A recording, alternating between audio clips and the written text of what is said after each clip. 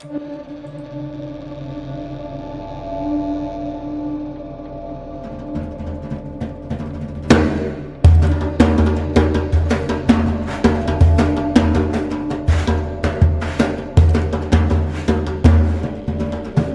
there, it's Lacey J, here to ask you to go to spacebearmedia.com right now to access all our content, buy yourself some merch, and most importantly, send us a message, a question, fan mail, even hate mail.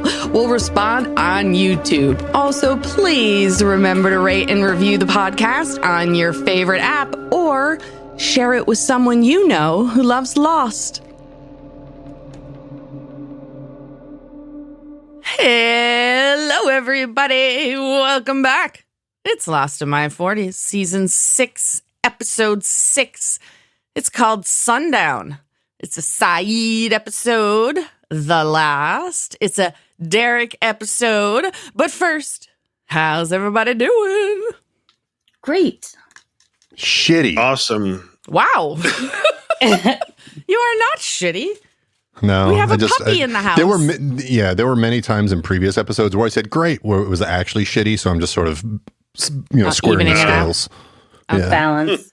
We have a puppy in the house. We have another emergency rescue hold. I don't know if we were recording when we had Alice several weeks ago, but Ben and I have taken to getting dogs who come from California who don't have a foster home yet. So we've got a 5-month-old boxer puppy.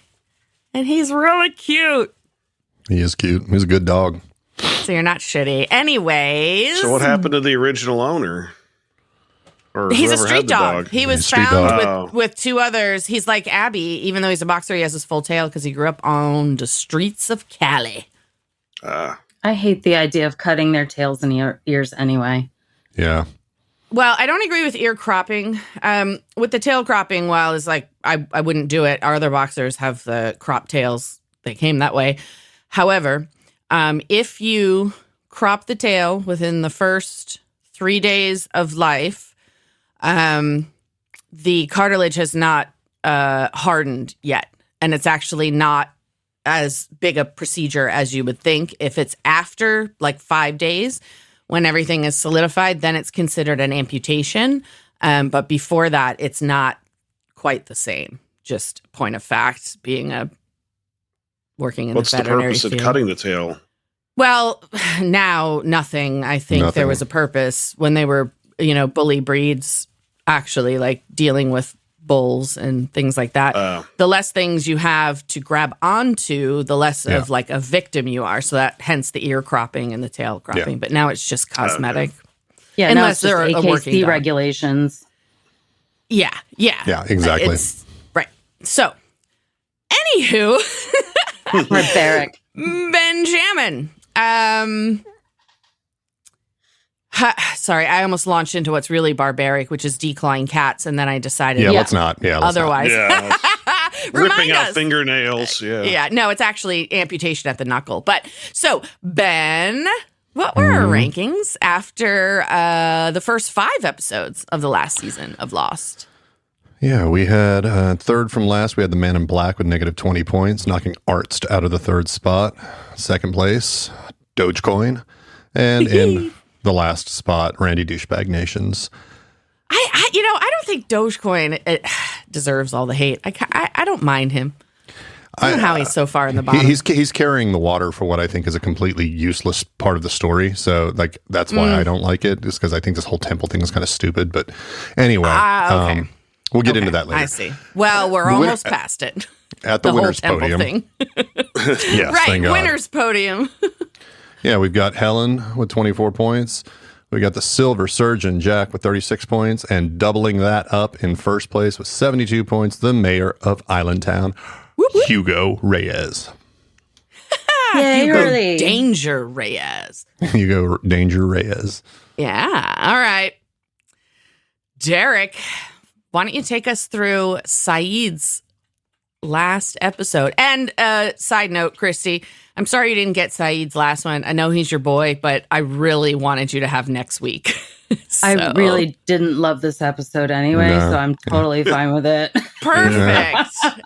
I just thought next week was appropriate for you. Yep. So we'll talk about Her that favorite next week. character. Derek, take us through Sundown, please.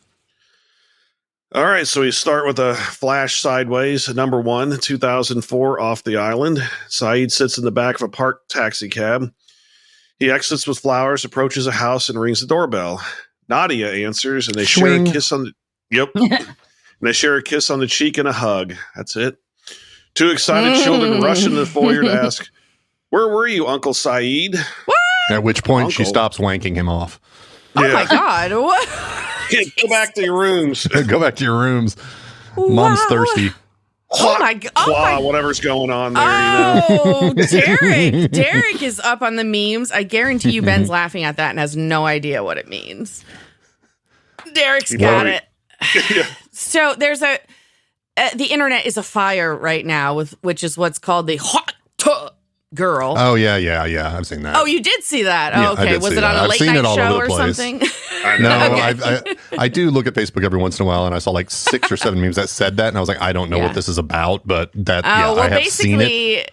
basically, a pastor's daughter went viral accidentally when somebody on the street put a microphone in her face and said, like, "What can you do that drives the other sex wild?" And she said, "Well, you know, you got to hot toss, spit on that thing, if you feel me." Something like that. Yeah, And it went- I don't know why it's gone so viral. I mean, It just, you never know what is going to take off, but it did. And she's Yeah. in all these memes, and her pastor father was interviewed as saying that he and her mother had hoped that she would be spreading the word of God. But anyways. well, the guy's probably going, "Oh God, at the Oh, end, Jesus, so- yes. yeah, Or, oh, Jesus, whichever. You know. yeah, Jesus, oh shit." Yeah. Okay. Anywho. All right. So Sayid explains that he was in Sydney and his brother Omer, I guess. Homer. Homer without the H. Yeah. Does anyone recognize who that is? Homer? Mm-mm.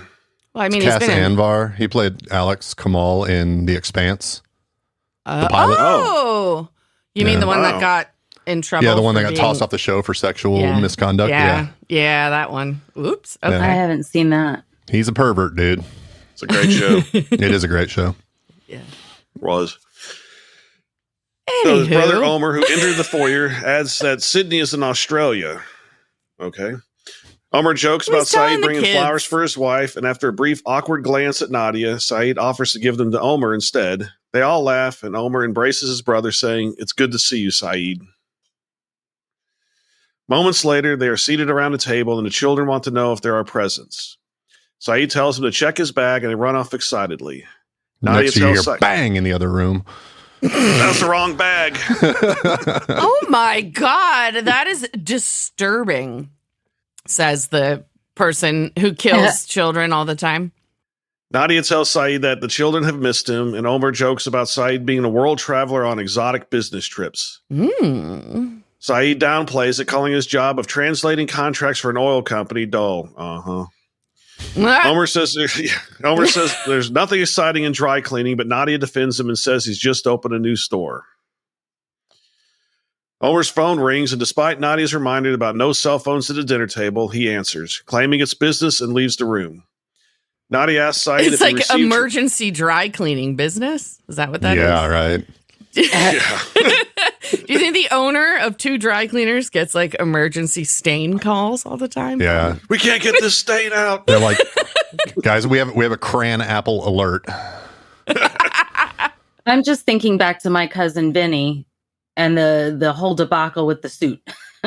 Yes. Oh my God, I haven't watched that movie in forever. I wonder if it But he holds up did or if it's have cringe. an emergency dry cleaning situation. Okay, so- you're right. Okay, all right. It does hold up. It's still a really great movie. That was in New York. I guess in LA, sure. Maybe there's some like Hollywood stars that have emergency dry cleaning issues. All right, take it back. I fucking take it back. So Nadia asks Sayid if he received her letters, and when he confirms, she points out that he never wrote back. The children return with boomerangs, thrilled with their new toys. "They're awesome, thanks," they exclaim. The little girl then hands her mother a photo saying, "Mommy, we found a picture of you in Uncle Sayid's bag. It has all this white stuff on it." Oh my God. Well, then who gives children boomerangs? Really? Bad see, Uncle I still Sayid. have one back there. Yeah. Well, the first thing that he said to him should have been, "Don't play with this in the house." Well, Well, Well, we learned later not- he didn't. Yeah. Right. not being their father, it is incumbent upon their father to enforce those rules. oh, so you And just mother. get to be the cool uncle and, Yeah, and hell fuck yeah. that shit up. That's fine. Yeah, I mean, you were a torturer. You the rules kind of don't apply anymore. Yeah. Oh, okay. I don't know how you draw that parallel. I tortured people so I can bring boomerangs into your house, but that's fine. Yep. Yep. Hey, that's the way the world's tail wags. I didn't make this shit up. Hey, I'd bring him home lawn You darts did, and though. BB guns. To hell with it. Right. All the shit from the 80s that we Oh survived. my God. So Nadia looks at the photo and then it's Sayid and says, I got better ones for you. All right, this is what year is this? 04. Yeah, this is before smartphones. So Oh, okay. Not a no lot of nudes. sexting yet. Mm-hmm. Yeah. They stare at each other for a moment and then Omer can be seen in the background watching. Yep. Uh-oh. 2007 on the island, Sayid marches through the temple and bursts into Dogecoin's study, demanding, I want to talk to you. I want some answers. Let's start with that machine. You hooked me up to this thing, you stuck needles in me, and you called it a test. Dojin pauses for a moment, then explains, for every man, there's a scale. One side of the scale, there's good. On the other side, evil. This machine tells us how the scale is balanced, and yours tipped the wrong way. Oops. Sayid questions if this is why they tried to poison him, and Dogecoin bluntly replies, yes, I think it'd be best if you were dead. At least it's to the point. Yeah. So Sayid rips out a boomerang and dispatches him. Sayid raises his eyebrows and says, you think you know me, but you don't. I'm a good man. So if you're trying to kill me, but before he can finish, Dojin sweeps his legs out from under him. Sweep the leg! Tackles Johnny. And tackles him to the ground. Sayid fights back and they throw punches. Dojin kicks Sayid into a shelf full of plants. Sayid starts chucking plates at him and pushes over a few amazing. more shelves. Yeah, it's a typical Hollywood fight. You Yeah. know what? It's reminiscent, though. Remember the fight in the apartment where Hurley gets his picture taken, like with the gun? Doesn't he chuck plates at him in that scene too? Yeah, I think he Yeah. does. Yeah. Opa! Yeah. So he pushes over a few more shelves. Dojin picks up his stick and chases Sayid around the room until Sayid grabs a broom and they fight with weapons. Just as Dojin pins Sayid with a knife to his throat, his baseball rolls from his desk and hits the floor. Seeing this, Dojin orders, go, leave this place, never come back. And he releases Sayid and picks up the baseball. He's like a real fan of the sport. Yeah. Outside, the Ring of Ashes circling a temple, Claire stands with Unlock. Are you okay? Unlock asks. What? Claire No. has No, No. that's not fucking not what it crazy. I'm batshit crazy. You know, I was No, reading. I meant that's not what it says. It says, "Are you ready?" Not "Are you okay?" Oh, my God. but What the also, Yeah. she's Booth. also batshit crazy. Yeah, Booth. Yeah. I was reading a synopsis on IMDb, and they called Unlock Smokey. Oh yeah, Nice. that's Smokey, a lot Yeah. of the fans Yeah. of the show refer to him as Smokey, and the we call them the originals, but they're usually referred to as the Losties. Kind of started our own jargon on this Yeah. podcast Yeah. instead of stealing it all. Like Randy, douchebag Asian. Mhm. That's a Lost in My 40s original. So Claire stands with Unlock. Are you ready? Unlock asks. Claire hesitant questions. Why does it have to be me? I mean, you could send Sawyer or Jen or do it yourself. Unlock explains, if I could do it myself, I wouldn't be asking you, Claire. Hmm. Claire wants to guarantee that she'll get Ron back if she does this, and Unlock reassures her that he always does what he says he will. She wonders, are you going to hurt them? Unlock replies, only the ones who won't listen. What? Oh, okay.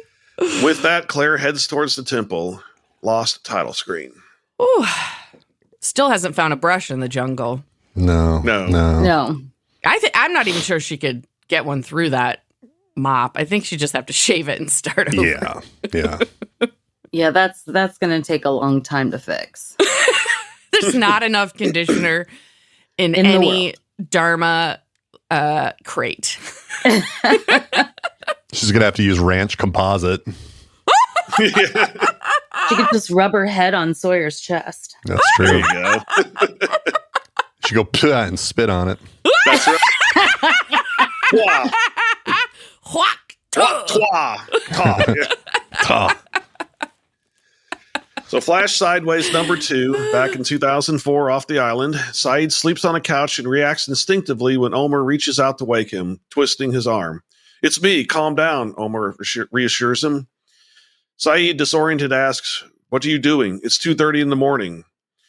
Omer, clearly distressed, confesses, Sayid, I'm in trouble. I borrowed money to open a second store, but I didn't borrow it from a bank. I paid the loan back, but the man who lent me the money, he says I still owe him interest every month for as long as I own my business. So then don't borrow from loan sharks. The fuck? Exactly. Seriously. You had Is one credit store. that bad? I mean, I know. How But did you you- get the first store open? Right. Like Right. you already have one store. Why would you risk Yeah. everything getting from a loan shark? It's I stupid. figured they'd use the first store as collateral for the second. Yeah. what the yeah, I fuck? had to think either he's leveraged on that one or he's got negative cash flow or something like that. There would have to be some reason why a bank would look at that and say, no, this is not a solid investment. I mean, he could have gone Right. to Shark Tank. But, oh God, maybe he's like leveraged on the first, and this is like Yeah. some poor last ditch effort to save himself. Uh-huh. He Probably. did Yeah. go to a Shark Tank, a loan Shark Tank. Yeah, right. Yeah, that's right. He obviously didn't cleaning clothes very well. No, Oh, not good at laundering that money. Yeah. Sayid offers to give Omer money, but his brother wants Sayid to convince them to stop. oh boy. He says, Sayid, don't forget who you're talking to. I know what you did in the war. You were an interrogator for the Republican Guard. I know what kind of man you are. Jesus. Sayid is incensed that his brother thinks that he would hurt someone over a bad business decision.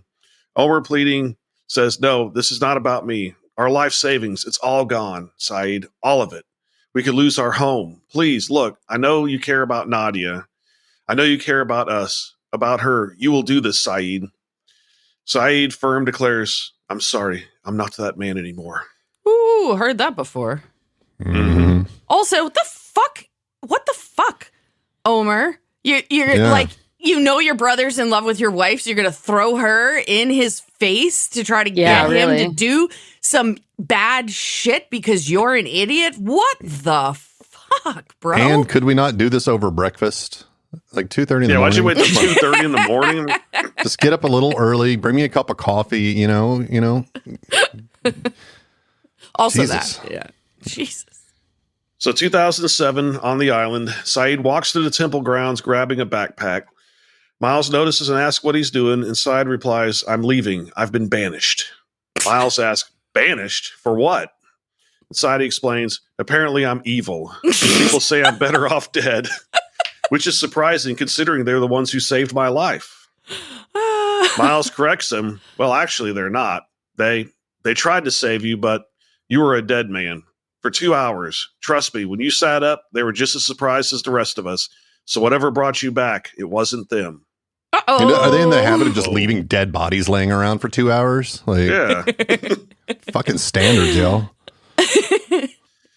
Just then, a wooden door is pushed open, and Crazy Claire enters the temple with her hands above her head. The others point their guns and cock them so she knows they're serious. Indeed. John Lennon runs up shouting, John Lennon. "Stop! Cuckoo, cuckoo, cuckoo. I am the walrus.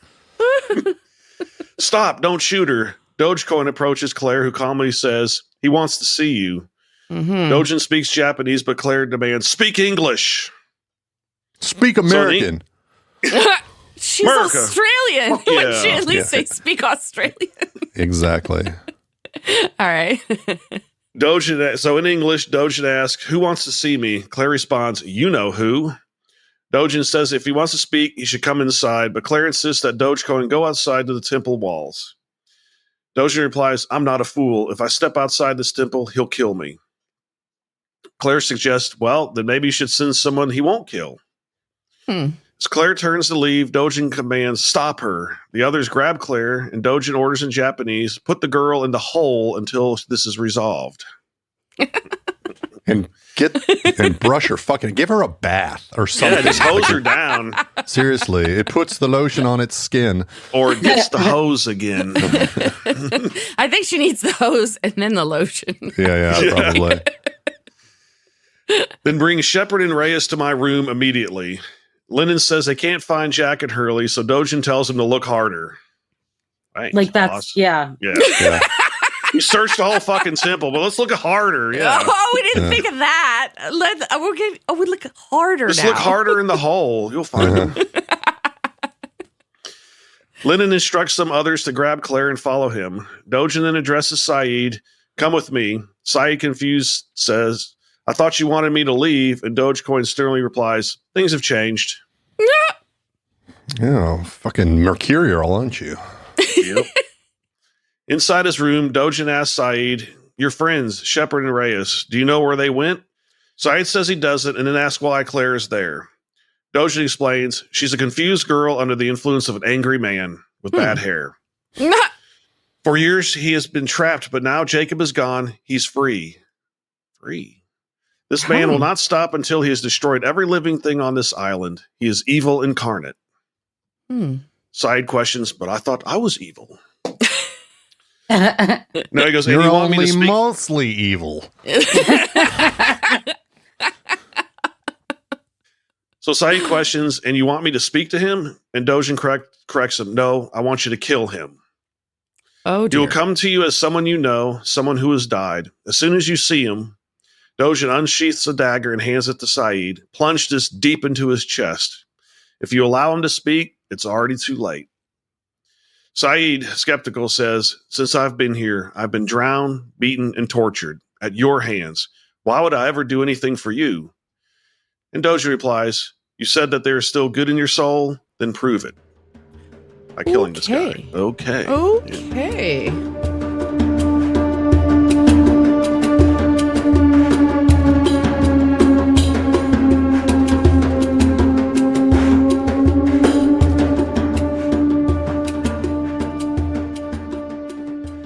Flash Sideways number 3, back in 2004. Sayid walks Nadia's kids to the school bus, chatting as they go. They want to know how long he's staying, but Sayid says he has to leave for work in Toronto soon. They both express how much they enjoy having their uncle around, and then the little girl adds, yeah, and mommy likes it too. I walked by her bedroom, I heard this bzzz. Oh my God. What the fuck? Sayid! We get worse as this podcast goes on. Yeah. Anyone who makes it to the end of this, if you're still listening in season 6, you're a sick person. I just want you to know that. And we're right there with you. Sayid kisses them and tells them to be good as they get on the bus. As it pulls away, Nadia exits her house looking frantic and calls out, Sayid. In the next scene, Nadia and Sayid rush to a hospital, passing by Jack, who's flipping through a chart. They see Omer being wheeled out on a gurney, and Nadia asks a doctor if he'll be all right, and the doctor replies, taking him into surgery now. He suffered a punctured lung and some internal bleeding. EMTs think he was mugged. No shit. I'll come get you as soon as he's stable. As the doctor leaves, Nadia notices Sayid's determined expression and calls out, Sayid, where are you going? Sayid gets a Sayid look and turns to leave, and Nadia tries to stop him, but he tells her to stay there with Omer. She says, this wasn't a mugging, was it? Whatever you're thinking of doing, don't do it. I don't want you to. Please, just go home. Wait for the kids. Make them feel safe, Sayid. Will you do that? Sayid pulls Nadia close to him, giving her a hug with those Sayid eyes, while those Sayid eyes peer over her shoulder. Did you think he was going to do what she said? Or did you think he was going to ignore her and go right there? Her. Yeah, that's what I thought too. I thought the opposite at this point. Unless she said, well, I'll be there in a moment. Then anyway. I think ultimately she's the only one that can kind of steer him. Oh. Okay. So 2007, back on the island, Sayid is trekking through the jungle when he runs into Kate. They greet each other and she asks, are you leaving? And Sayid replies, I'm not exactly sure. She wants to know what she missed, and Sayid tells her to ask Miles and then keeps moving. Kate makes her way to the temple and the door is opened for her. She approaches Miles, who says, Sawyer sent you packing, huh? I Thought about going after him too, but I knew he'd just end up berating me until I turned around and came back. That pretty much what happened. Kate replies, pretty much. Miles welcomes her back to the circus, and Kate asks, what's going on in here?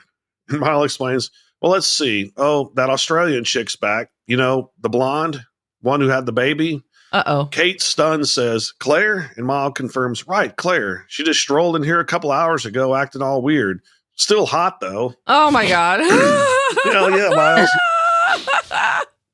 Got to give her the hose first, though. Yeah, right. He's going to give her the he's hose. hoping to give her the hose. Yeah.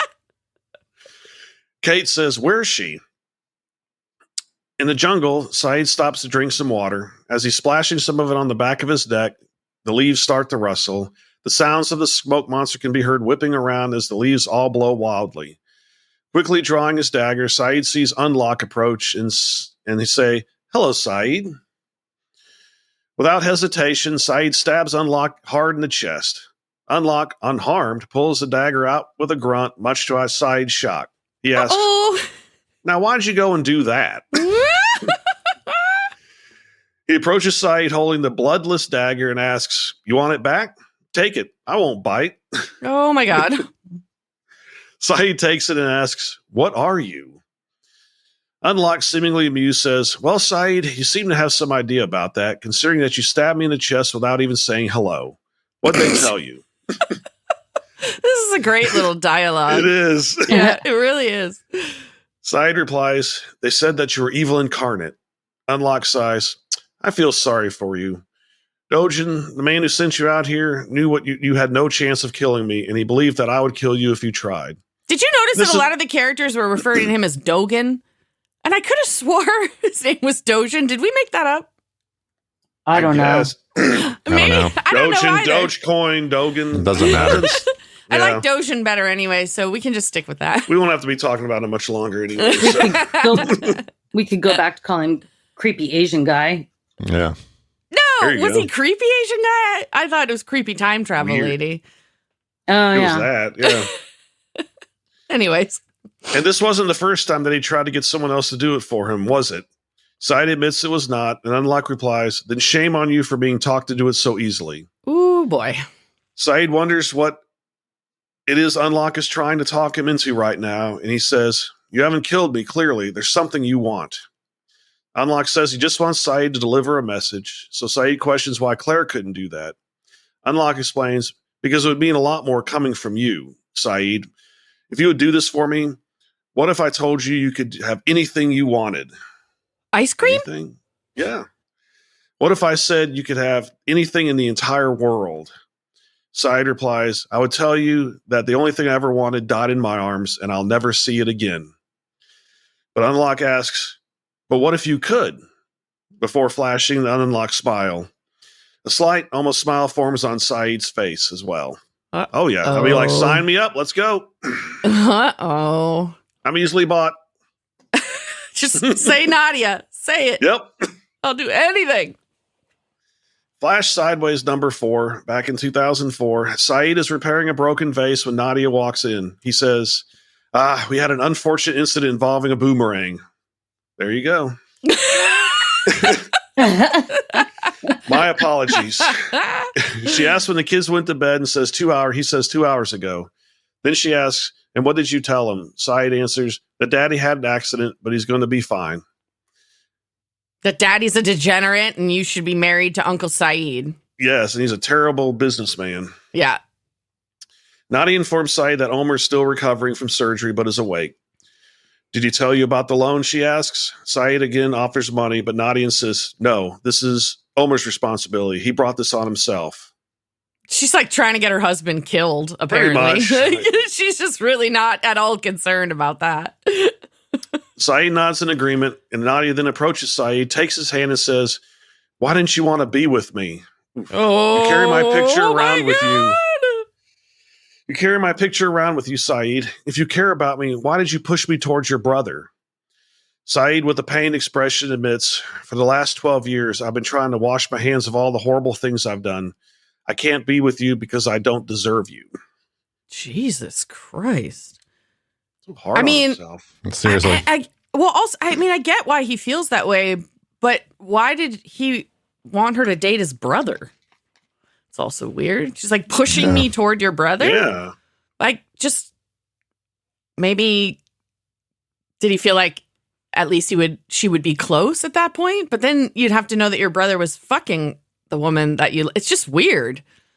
Very. Seems poor decision making all around is what that feels like. Yeah. So back in 2007 on the island, Sayid walks towards a temple, passing Dogan, who asks, what happened? But Sayid continues walking, ignoring a question. He approaches a group of others and says, there is a man in the jungle, about a mile south of us by the outer wall. He sent me back here to give you a message. He wants you to know that Jacob is dead, and because he's gone, none of you have to stay in here anymore. You're free. Cindy, holding Zach and Emma, listens curiously as Sayid continues. The man that I met is leaving the island forever, and those of you who want to go with him should leave the temple and join him. You have until sundown to decide. Oh, my.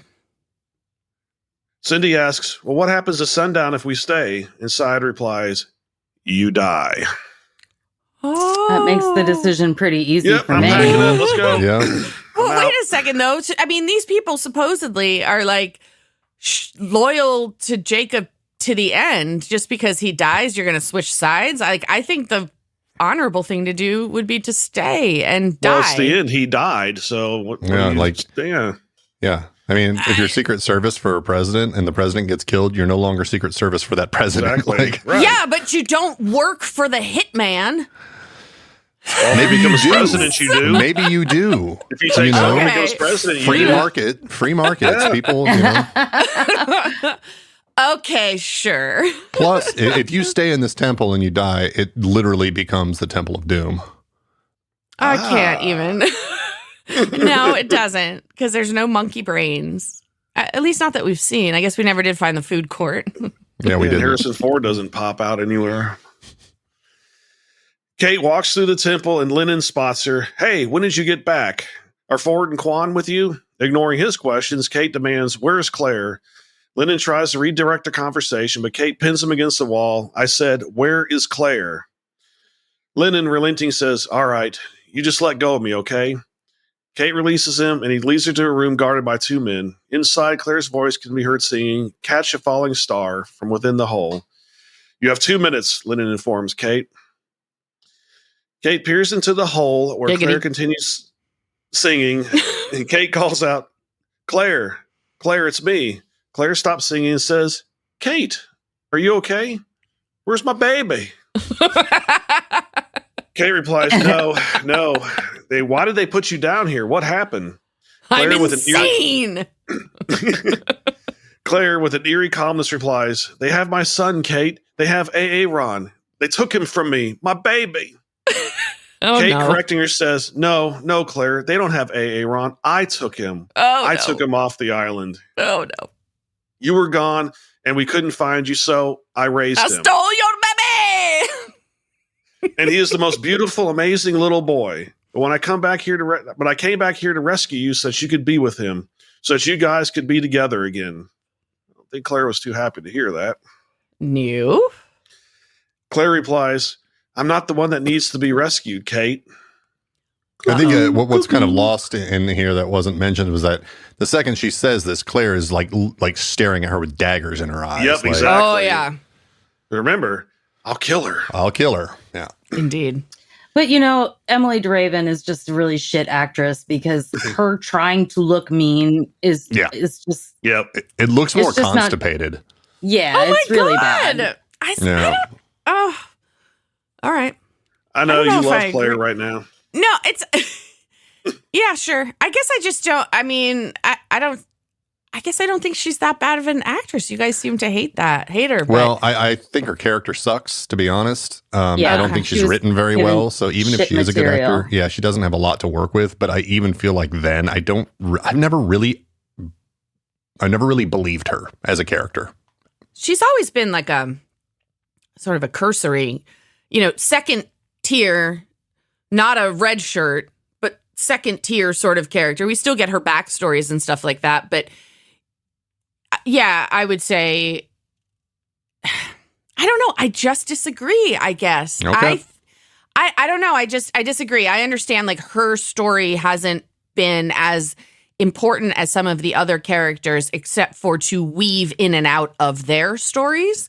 I would say she's a character like that on the show, but I don't think it's been bad writing. Well, I mean, the goth thing really got me, but I think she's really just it's just one dimensional, and that dimension's not very interesting. That's what it comes down to. It's all about the me. baby. Yeah, Which is why seriously. Okay, true. It's always about the baby, even now, but still, that's why I find her more interesting now, because they've got her being, the opposite of everything we've known about Claire, and now she's, wild woman. So I find that interesting. But I don't know. I just don't agree. Like throughout the whole show, I don't know. I guess we just disagree on that point, which is fine. Mm-hmm. Yep. I will not divorce you over it. Well, that's heartening. Wow. I am very serious about this show, so to be fair. Anyways. So Lennon shows up to say time is up and has Kate pulled away from the hole. As they leave, Claire's voice echoes after them. He's coming, Kate. He's coming, and they can't stop him. And then everything turns white. Sayid walks through the courtyard as the temple dwellers scurry in all directions, creating a scene of chaos. Lennon tries to restore order, shouting, "Everybody calm down. It's going to be okay."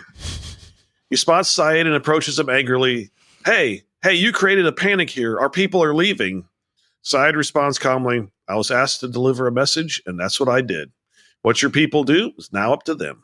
Okay, then. So Lennon notices Cindy heading towards the exit. "Cindy, wait, you're all safe here. As long as we stay in the temple, he can't touch us," he pleads. He starts singing, "Imagine all the people staying in the temple grounds." Sorry. Yeah, you really committed to that. That's good. Yeah. Cindy replies, "You heard him. Jacob's dead, and it isn't safe here anymore. We can't take that risk." She continues moving towards the exit along with many others.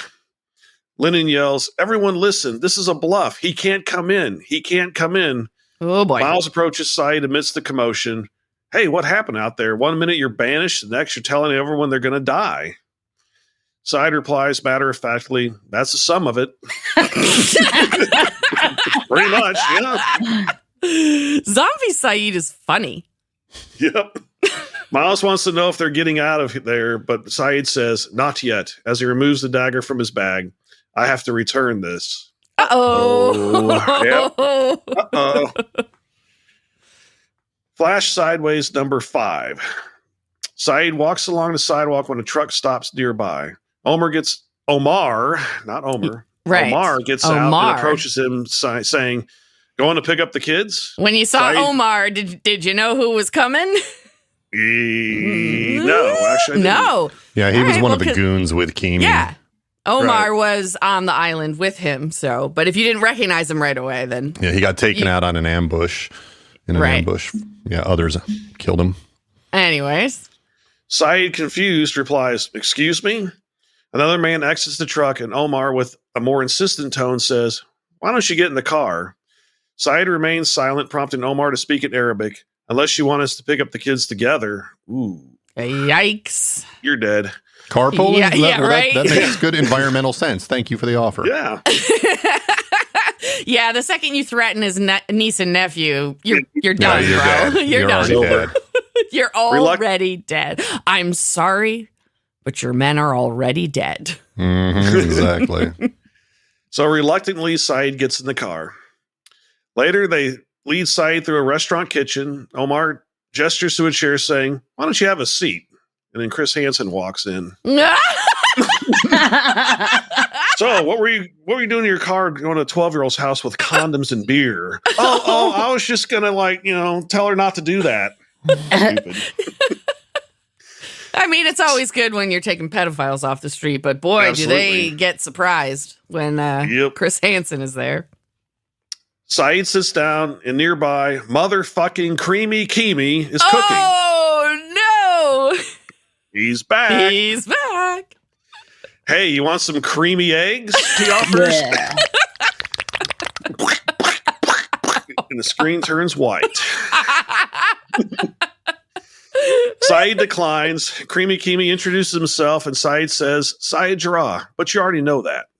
They shake hands, and Kimi sits across from Sayid. So, Sayid, how's your brother doing? Yep. Then, addressing the henchman in the room, he says, his brother got mugged right out in front of his own store. It's just terrible. Oh, my God. But at least this way, he's still around to take care of his family. You do want to take care of his family, don't you? Sayid nods, and Creamy Kimi continues. I can see that you're a very direct guy, Sayid, so I'm just going to get to the point. Your brother, he borrowed money from me, and just like anyone who borrows money or has a loan to pay, he has to make payments. Thanks, financial advisor. I mean, that is pretty standard behavior. If you take a loan, you make payments, but usually not past the end of the loan. Exactly. Right. Sayid confronts him. My brother told me he paid you everything he owes and that you still want more. Creamy Kimi denies it. Sayid, that's a lie. Your brother does owe me, and somebody's going to pay me that money. Mm-hmm. Sayid inquires if it was Creamy who hurt his brother, but Kimi feigns innocence. What, you think it was me? I didn't do that. It's a dangerous world, Sayid. And you know that because you're from Iraq, you never know that someone's just going to sneak up. But before he can finish, Sayid suddenly attacks Omar and uses him as a shield when another henchman fires. Sayid grabs Omar's gun and fires back, killing the man. He then makes quick work of the other henchman. And now Creamy Kimi, who is all bold and tough, is now shitting his pants. He's the only one left standing. Whoa, whoa, whoa, whoa. All right, okay, just relax now. Sayid, pointing the gun at him, commands, shut up. And Creamy Kimi, desperate, pleads, okay, fine. Okay, it's done, all right? Your brother doesn't owe me anything. The debt's forgiven, okay? Just relax and forget about it. Yeah, like he's just going to forget about it. Yeah, okay, no problem. He wants to finish these eggs. But Sayid resolute responds, I can't, and shoots Creamy Kimi in the heart. You've just been revoked. It's just been revoked. Something like that. It was like, I like my eggs scrambled. Hard boiled. Yeah, that's better. Hard boiled. I like my eggs hard boiled. Yeah, that's better. Suddenly, banging is heard from a large freezer. Sayid opens it to find a beaten and tied up motherfucking Jin. Where did this come from? What the hell? Sayid pulls the tape from his mouth and Jin launches into Korean. Sayid asks, who are you? And Jin replies, no English. Oh, that's a strange name. Nice to meet you, Mr. English. Yeah. Exactly. Not sure. Not sure. So back in 2007, back on the island, Sayid walks into the temple spring chamber holding the dagger. Dogecoin, sitting by the spring with the baseball in hand, looks up. You let him talk to you. Ruh-roh. Sayid replies, I stabbed him in the chest like you told me to. Then I let him talk to me. He drops the dagger and continues, that's twice you tried to have someone else kill me. You had the opportunity to do it yourself. Why didn't you? Dogecoin reflects, I was a businessman once. In Osaka, I worked at a bank. I was good at my job, very successful. And one Friday, I was promoted. My associates took me out to celebrate. I had too much to drink. And every Friday, I picked my son up from baseball. He was 12. The accident was very bad. I survived, but my son... Oof. He pauses before continuing. And then, in the hospital, a man came to me. A man I'd never met. And he told me that he could save my son's life, but I would have to come here, to this island, where I would have a new job. And I could never see my boy again. Holy moly. Here we go. Sayid asks who the man was, and Dojin responds, his name was Jacob. Whew. Sayid says, Jacob drives a hard bargain. And Dojin continues, the man outside, I take it he offered you a similar bargain. Sayid confirms, yes. And Dojin acknowledges, it is sundown. Will you choose to stay or go? Hang on. What do you guys think about this? That he points out that they got similar offers, but one came from Jacob and one came from the man in black. Is that strange that they're both playing the same? All polarities. Yeah. Okay. Gotcha. All right. It's like the Force, light side, dark side. It's just like you can basically get the same powers, you get the same sort of skill sets or whatever, but one comes from the evil side. Exactly. You have different Indeed. kind of lightsabers, though. Yeah. Sayid replies, I'd like to stay, and then tackles Dogecoin into the spring and drowns him. Whoops. Bam. Has just been revoked. You've just been revoked. And finally, Exactly. Lennon bursts into the room horrified. Oh my God, what have you done? Did you realize what you just did? He was the only thing keeping us it out. Idiot, you just let it in. Sayid, with a sinister calm, picks up the dagger and slits his throat, replying, I know. Who left the fridge open? Who left the fridge open? Goodbye, Lennon. What the hell is going on, Sayid? What are you doing, buddy? Just culling the cast of extras. I mean, that's what this episode basically is. Just like, neither of you is a compelling character. Okay, we know about your sad backstory and your son. Now you die. You Now we guys know are that just baseball was so important. Yeah. indeed. You're always ready for everybody to die. You Well, you hated forgot the about last Claire, time. damn it. Yeah, but you hated the last time they did that with the arrows on the beach. You hated that was culling, just and now you're tactically wishing for stupid. this one. Yeah. That one was just tactically stupid. No, I don't mind that he's doing this. It's really I didn't remember this, but when it happened, I was like, oh yeah, I mean that's just absolutely what they would do here. Like, of course. Yeah. Well, you're not the only one in the history of this show to complain or to dislike, the sort of temple story. But I mean, there's a lot of people that don't like what happens to Sayid in this episode too. There's a little bit of like, Really? Sayid didn't deserve this. Yeah, to break bad. Yeah, no, we'll discuss this at the end. I've got my Okay. theories. I've got my theories about Sayid, and we can discuss this in all a right. summary. Yep. Yeah, I have a few things at the end to talk about in that regard as well. So I'll stop stepping on your final impressions, Derek. Outside, the smoke monster howls as it arrives in the courtyard. I'm back. Kate says, we got to go now. The smoke monster then drives into the courtyard and begins killing everyone he in sight. dives. He dives in it. He's not actually in a vehicle. Yeah, you're right. He just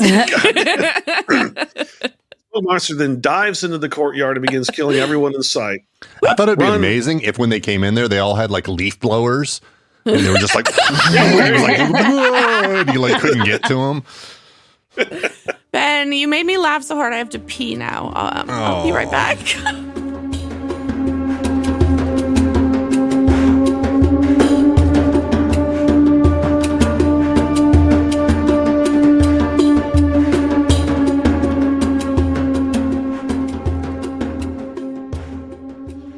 Run, run, run, Kate screams while Miles shouts, this way. They flee into the temple with the smoke monster slaughtering anyone it reaches around them. Kate yells that she Reach around. Giggity. He did. anyone it reaches around them. Yeah. The reach around is from the CockMonster. The CockMonster. That's right. Kate yells that she has to get Claire and takes off. Ilana shows up and wants to know where Jack and Hurley are. Miles says, who the hell are you? She shouts, just answer the question. And Miles says that they are gone, but that he and Kate are the only ones left, but they got separated. Frank, Son, and Ben enter the room. Lapidus! How did you... Miles starts, but Frank cuts him off. We'll play catch up later. You want to live? You better move your ass. Whoop. Ilana Starts twerking. Alana could twerk, man. She got booty. Oh, yeah. Is Alana like Drax the Destroyer? She's just very literal. Yeah, exactly. She's like, I don't know what this is going to do, but I got the goods, so. That's the sound she makes too. Wow. So speaking of Alana, she's focusing on the task, asks, what about Gerard? Is he here? Miles nods. Yeah, he was headed to the pool room. Pool room. Ben volunteers to get him and takes off. Ilana says, all right, the rest of you with me. Come on. Kate reaches the hole where Claire is held and kicks the ladder down. Claire, come on. Claire, we got to go. You got to get out of there. Claire says, no, we'll be much safer here. Just then, the smoke monster barges in and Kate leaps into the hole as it passes overhead. Ben arrives at the spring to find Sayid holding the bloody dagger, watching over the bodies of Dojin and Lennon. Oh. Sayid? Come on, I know a way out of here. There's still time. Sayid, with a dark smile, replies, not for me.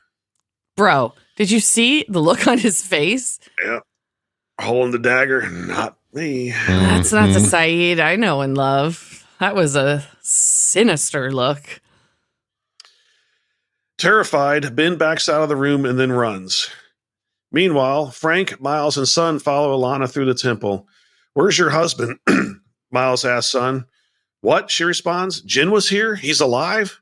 Oh, Miles replies, last I saw of him, yeah. oh my. Frank watches as Alana examines hieroglyphics on the wall. The smoke monster howls nearby. You do hear that, right? You got a plan, or are you just going to keep staring at the wall? Why is he so funny in this fucking episode? I love it. Alana presses a specific brick, which sinks into the wall, revealing a passageway. Yes, I have a plan, she asserts. Everybody inside now, she orders. They escape just as the smoke monster rushes past. Kate, Claire, and Sayid walk through the courtyard, which is now littered with mangled corpses. Kate kneels down next to a body as Claire and Sayid leave the temple. They walk outside and encounter Unlock, who is standing with the others who left the temple. Kate arrives outside just as the rest turn and follow Unlock into the darkness of the jungle. Lost title screen, end of episode. Well. So, Unlock has some new followers. Mm-hmm. Yeah. It's like The Stand. Yep. Yeah. Once again, like alliances have shifted here on this island. All right. Well, we know Christy didn't enjoy the episode. We'll get to what everybody else thought in a minute. But first, shall we do some fun facts? Yes. Yeah. Do it. Okay. All righty. Today, our fun facts are on a circle of ash. The use of a circle of ash to ward off danger is a multifaceted practice with deep historical, cultural, and symbolic roots. It appears in folklore, religious traditions, and it's often used in pop culture references, like Lost, to indicate or create a safe or sacred space. So today we're going to talk a little bit about where that comes from. So a few bits about historical and cultural context for the use of a circle of ash. In European countries, ash was believed to protect against witches, ghosts, and other supernatural threats. Probably, I wonder, vampires. I guess they couldn't come inside unless you invite them, but vampires are pretty common lore in European countries. In particular, many Slavic folklore in Europe, people would sprinkle ash around their homes or their gardens to prevent evil spirits from entering. Christianity uses ash, especially those Catholics. There is Ash Wednesday when they receive a cross of it on their foreheads as a sign of repentance and mortality. These ashes actually come from burned palms from the previous year's Palm Sunday. That symbolizes a cycle of death and rebirth. So in that case, it's not a circle of ash, but ash does make an appearance.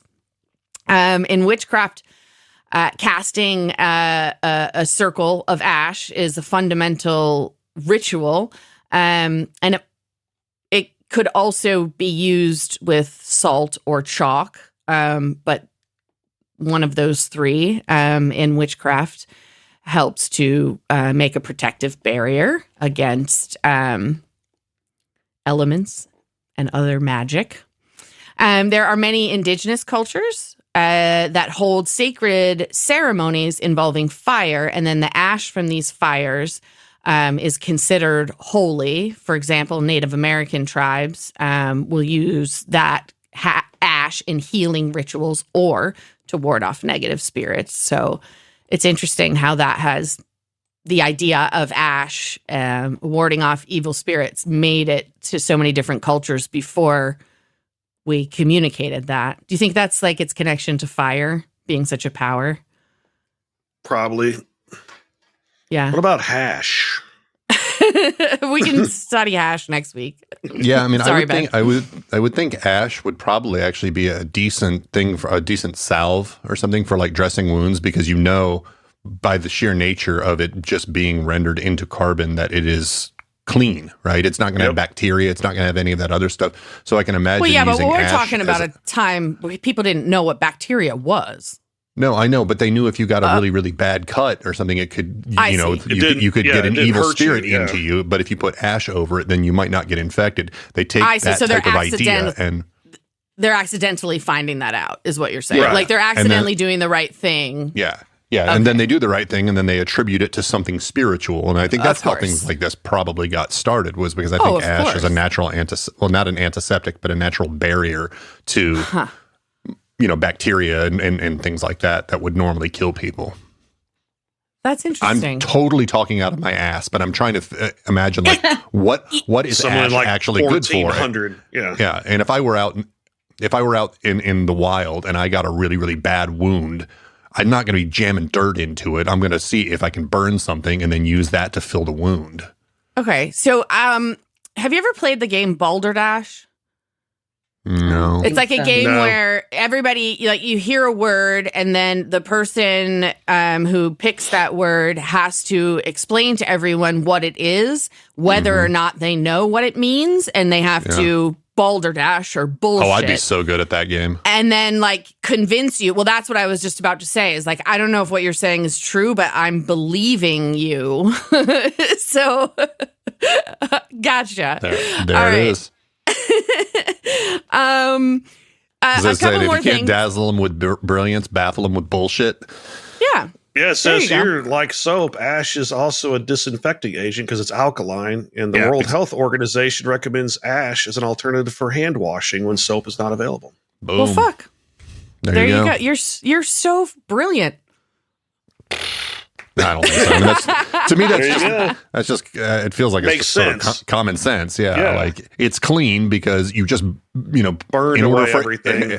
In order for it to get to that state, it has to be exposed to extremely high energies and high temperature. So it would naturally be bacteria free. All right, a few more facts or nah? Sure, why not? All right. So there are many different kinds of rituals and incantations that ash can be used in. And typically that ash is sourced from various materials, including wood, herbs, incense, or bodies.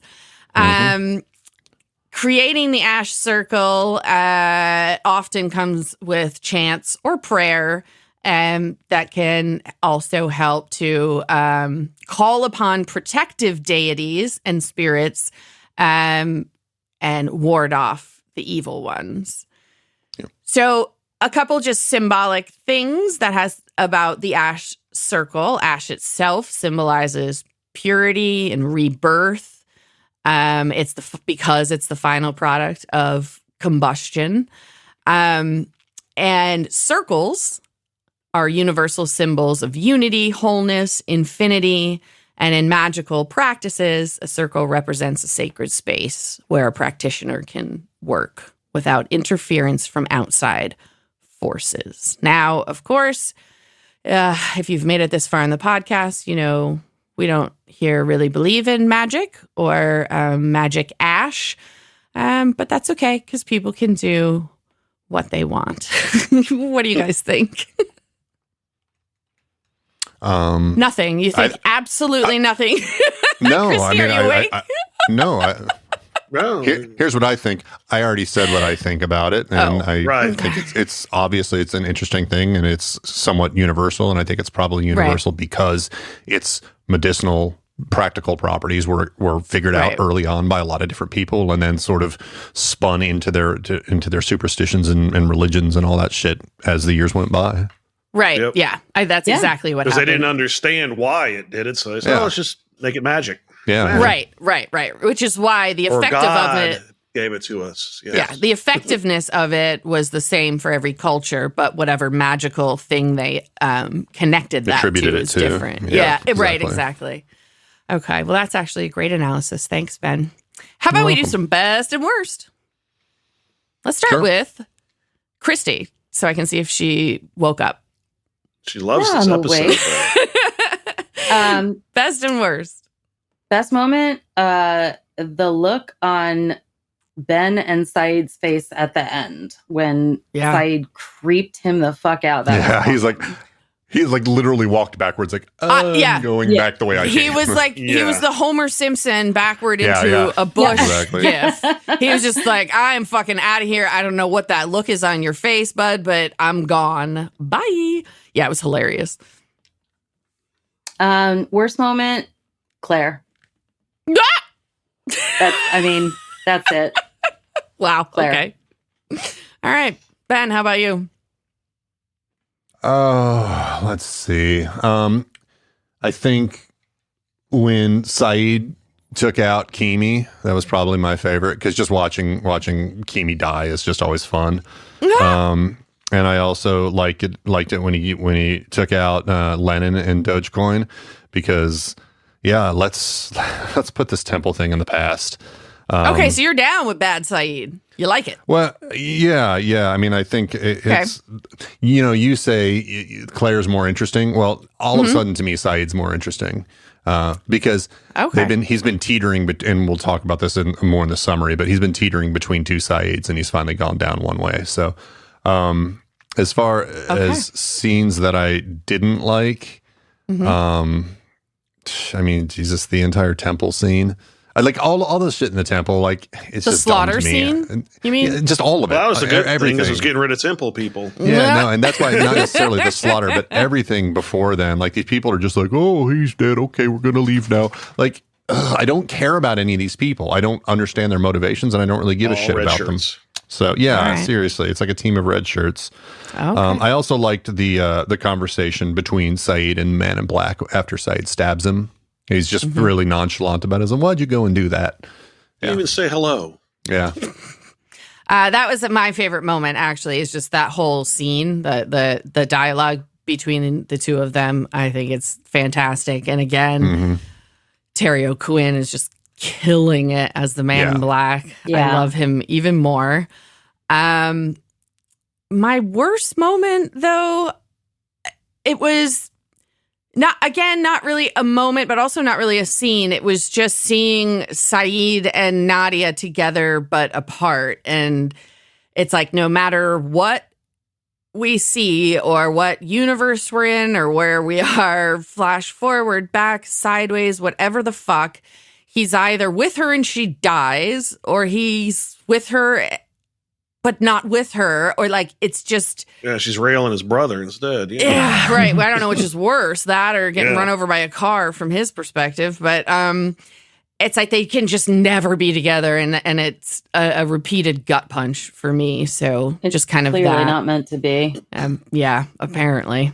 Back when ER was a thing, they were always fucking with Anthony Edwards' character. And, and then we went back even further, and we're like, why are they always fucking with Goose? So, I guess it's just that the writers wanted somebody to fuck with all the time. All right. So I guess that's our boy Sayid. Sad. Derek, what were your best and worst? My best was just like Ben. I like evil or dark Sayid. Sayid shooting Kimi. Basically just dispatched him right there, and also taking care of Dogecoin and Lennon, because I was just tired of those characters. They were dull, and they just needed to go. And worst moment was more of a sad moment. That's when Sayid tells Nadia that he doesn't deserve her because he's bad. Yeah, that was sad. Yeah. Because as far as worst moments, just any Claire scene. Oh my God. Yes. Derek. Thank you, Derek. It'd be amazing if they just left her in that hole and everyone forgot about her. Oh my God. Anyone? You just hear someone walks by the temple like days later, you hear, my baby. Or like the show like ends, and the final scene of the show, they like pull away from the island, and you just hear, my baby, like screaming from a hole. I think it would be amazing. They come back 1,000 years later, and we find out that she was actually gifted with immortality, and she's still stuck in that fucking hole. Oh God, that'd be horrible. Yeah. Whoop. All righty.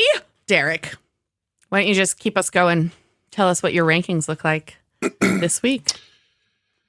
All right. So my third worst was Omer for making a stupid business decision that could have harmed his family. Yeah. Second worst was Dogecoin. I was just, like I said, I was just tired of him, and also trying to have Sayid killed twice. It's another good reason why, I was okay with Sayid dispatching him. Yeah, seriously. I'm do just it tired yourself, of him. you fucking pussy. Yeah. Fuck. We know pussies can take a beating here at Lost in My 40s. Yeah, that's true. And my worst is Creamy Kimi. Oh, of just course. for being there. Just for being there. Well, luckily he didn't last very long. He didn't even get to finish his eggs. So my third best was Kate. Because she's actually coming back for Claire to reunite her with her kid. Because she made the promise, basically she was going to do that to herself. And okay. second best is Unlock or Man in Black. He's growing on me. I like him. Maybe he's not as bad as they make him out to be. Okay. It's all about perspective. Yep. Mm-hmm. And then my best is Sayid. I mean, he did try to change, but he's had to do. He basically forced into situations to kill people. Indeed. So he was number one. And I'm going to fuck Nadia. Mm-hmm. And then I'm going to kill Kimi. Creamy Kimi. He's actually kind of a handsome guy, but he's just so evil. Well, he did look better here, off the island. Yeah, he looked nice in a suit. Yeah, or dressed up. Yeah. All right. Christy, how about you? So I don't have anybody in the third worst spot. I just went right to Claire being in the second worst and Creamy Kimi being the worst of the worst this episode. In the top, third from the top, I have Sayid. I think it was just that fucking creepy look at the end that I really, really loved. Because most of the episode, he was kind of useless. Wow. All right. Second from the top, I have Frank. And at the top of the top, I have Alana because she is, she's got a plan, clearly. Right. This was a decidedly unsexy episode, not fucking anybody. And I'm going to kill Creamy Kimi. All right. Ben, what about you? Let's see. I had third worst. I had Sayid. Because, I'm going to talk about all the stuff in the summary. Okay. Second worst, Omer, because whatever, dude. What a fucking spare. And then worst, I've got Creamy Kimi. At the top, I've got third best. I've got the Man in Black. Second place, I have Sayid again. There's a duality going on here, and there's aspects of him. The Sayid that is the worst is the one that's in the current, or the current time. The second best here on the top slide is the Sayid of the past. Oh, all right. And the best, I've got the Smoke Monster because it cleansed the island of all of these fucking red shirts. It basically put an end to this whole temple debacle. Cleanse. You sounded like Unlock now. Cleansing the island of the. Yeah, man. Just get the fucking let's narrow it down to a handful of people. Let's explore their stories. It's gotten Are you Breaking Bad with Sayid? Yeah, a little bit. Yeah, I'm just embracing the darkness. All right. I like it. I'm going to fuck Nadia, and I'm going to kill Lennon. Oh.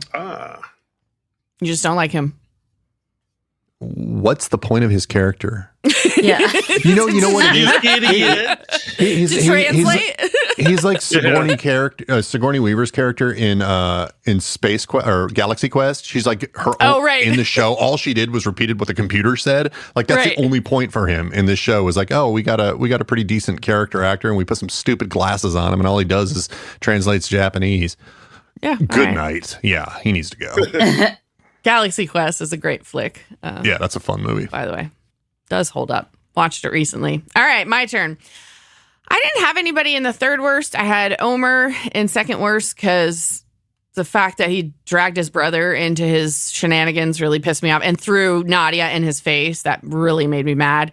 Obviously, I have Creamy Kimi as the worst because he did look good in the suit. But I have Nadia as third best because she was earnest with Sayid. She asked him not to run off and kill somebody, and he didn't. He went home and broke a vase with a boomerang. But that's fine. He waited for the people to kidnap him before he killed them. Right, exactly. I had Sayid as second best, and I have more to say about that. I think Ben and I might have similar impressions there, so I'll wait until final impressions to talk a little bit about that as well. And then I have the Man in Black in the top. I love him. I love Terry O'Quinn. I love the performance that he's giving, and I'm not saying what side I'm coming down on. In fact, I'll have a lot to say about that and final impressions when we're done with the pod. But I am loving the character. I'm actually, you're right. It wasn't a super sexy episode, but I'm going to have a threesome with Wild Claire and Lapidus because I feel like there's going to be a lot of hair going on in that threesome. Yeah, there's going to be, unkempt. I'm going to brush her hair out. I'm going to brush his chest hair out. It's going to be really fun. And then I'm actually going to kill the temple others that just up and fucking left the second Jacob was dead. Like, you can still fight for the cause. It shouldn't be about Jacob. It should be about the cause. And they just gave up. And that really made me mad. Ben,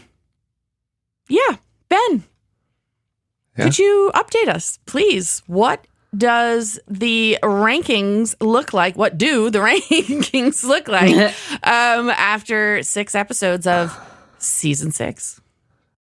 Okay, we have an interesting thing happened here because we actually have a tie in second from the bottom. So if we use those 2 ties and put them into that slot, that actually brings Arts back up into the 3rd spot. Yeah. Let's see. He had a negative 19 points. And then above him, we've got Dogecoin and Creamy Kimi, both tied for second place with negative 26 points, which leaves Randy Douchebag Nation still at the bottom with negative 28 points. Wow. And now all these characters, they appear to be gone again. So that's interesting. The top has not moved at all. There's no point changes. Helen's still at 24 points in 3rd place. Jack's still at second place with 36 points, and Hurley's still in 1st place with 72 points. Wow. I can't believe we didn't see Jack or Hurley, really, so. Yeah. Yeah, well, or Helen. For that matter. Yeah, for that matter. Neither of those characters are, But nobody else moved up. Is there anyone even close to these guys? No, I don't. Not really.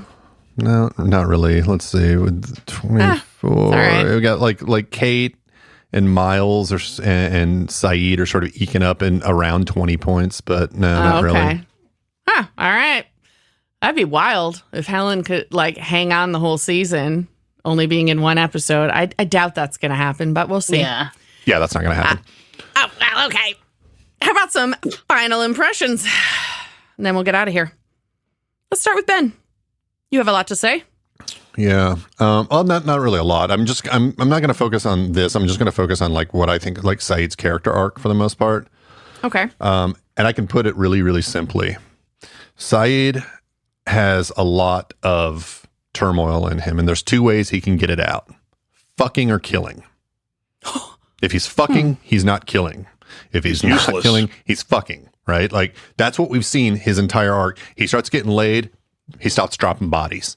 He stops getting laid. People start dying around him. Okay. So they cast him as they've created him as this sort of character with a tortured past, and they've always had this kind of teetering between the dark and light. And then in that way, Nadia functions not even as a person, as a character, but as almost like a unicorn for him, like that sense of hope and resolution and of being able to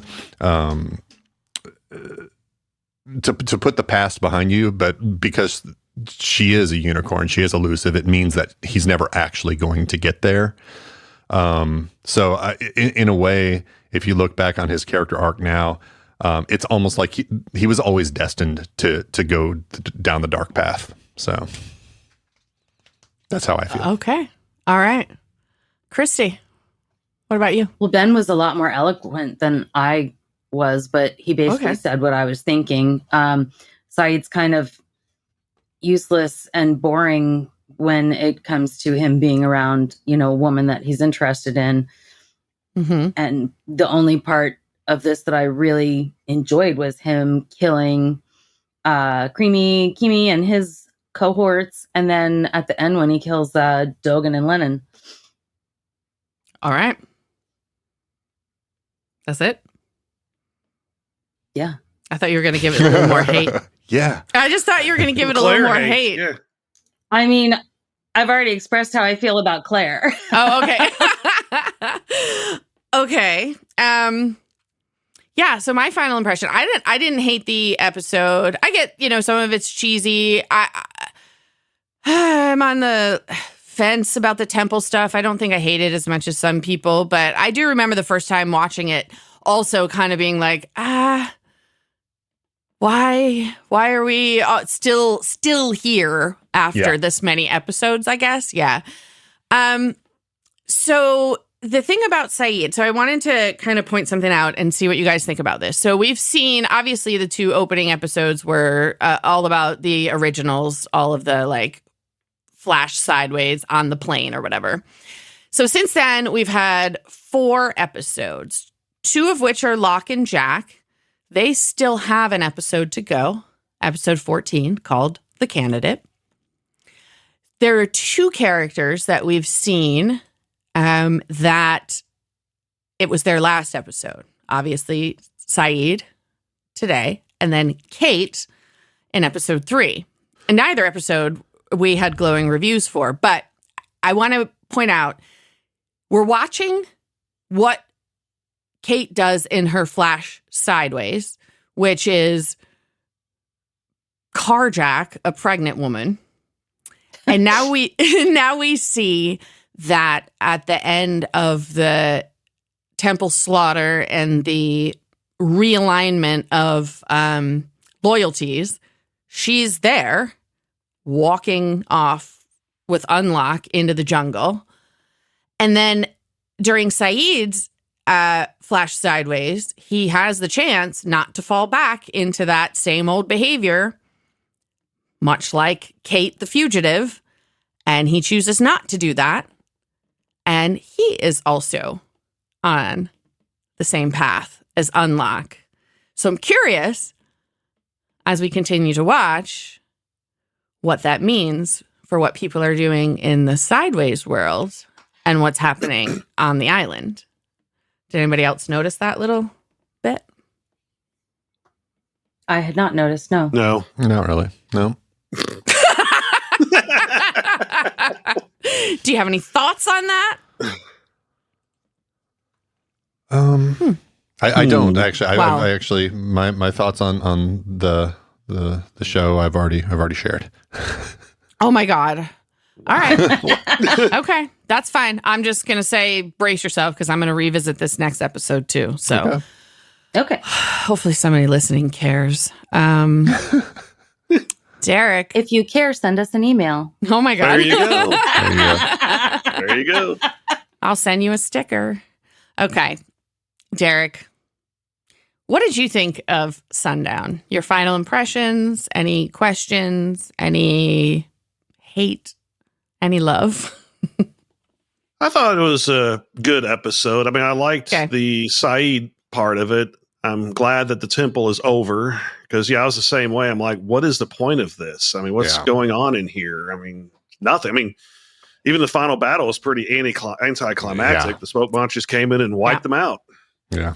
Not a fan of Claire. Still do not like her, even crazy Claire. But yeah, as far as with Sayid, he did try to, go to the good side, but he was just basically forced into situations where he had to do what he had to do. I mean, you're held, captive. You're going to kill your captors usually.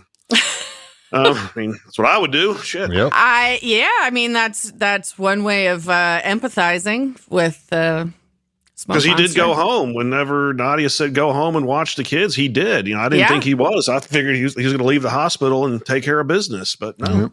I thought he was too. Yeah. And it looks like we're getting some kind of, showdown going to happen here. People joining, Claire, Sayid, and Kate join the Man in Black unlock. So I don't even know if it's fair to say Kate joined, so to speak. She kind of followed them for sure. Yeah. But certainly Claire and Sayid seem to have crossed over to the dark side. She followed Sawyer. She's still following Sawyer. I mean, well, come on. I just meant in the last scene, she literally follows them. But we'll see, I guess. Yeah. This episode didn't really create too many questions, except for one big one is, why is Jin in the freezer? That was just random, like just there. He's in the freezer, and then you don't see anything else about it. Because you want your gin and tonics cold. Woo! More on Jin in the freezer later, but not next week. Next week, it'll be Wednesday, July 10th. It's a Benjamin Linus episode, and it's a Christie episode. It's called Dr. Linus. Join us as we find out where the temple escapees flee to, get a few more quips from Lapidus, and could it be Benjamin Linus redeems himself? What? See you then. Bye. Bye. Bye.